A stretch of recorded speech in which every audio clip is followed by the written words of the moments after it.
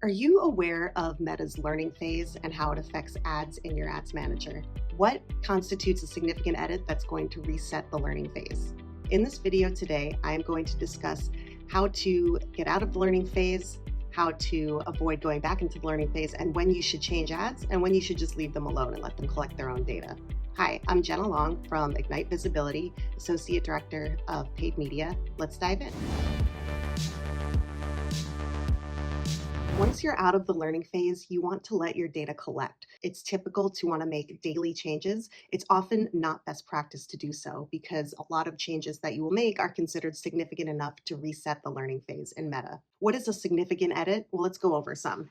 A significant edit can be any change to your targeting, to your ad creative, and to your optimization event. So if you move from purchase conversions back to traffic or to lead forms, that is a significant change that will reset the learning phase. You also want to be really careful about pausing your ads if you don't really need to. If you pause an ad for longer than 7 days, you will re-enter the learning phase. The problem with re-entering the learning phase is that data is now collecting again and the ad isn't fully optimized. So your performance will not be as strong and your KPIs may decrease and you won't see the gains that you would have had you left that alone.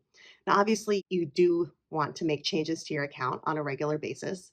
This can look like monthly creative ad refreshes.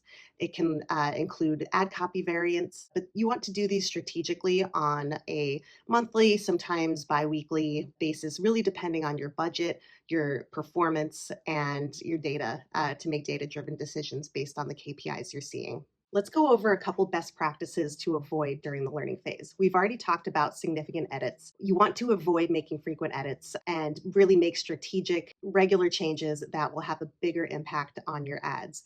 You do want them to have enough data and leave them alone to be able to collect that data and optimize properly without making daily changes unless it's absolutely necessary. Another best practice for Meta is condensing. So you want to streamline your ad set volume down to just a couple tests going on at once. So you could have a prospecting test with a broad audience versus a lookalike, for example, or you can use Advantage Plus Shopping for best practices on Meta, as that is a condensed version and allows ads to exit the learning phase quicker. You also want to make sure that you're paying attention to your budget, and the optimization event that you set can achieve 50 conversions within 7 days to exit the learning phase.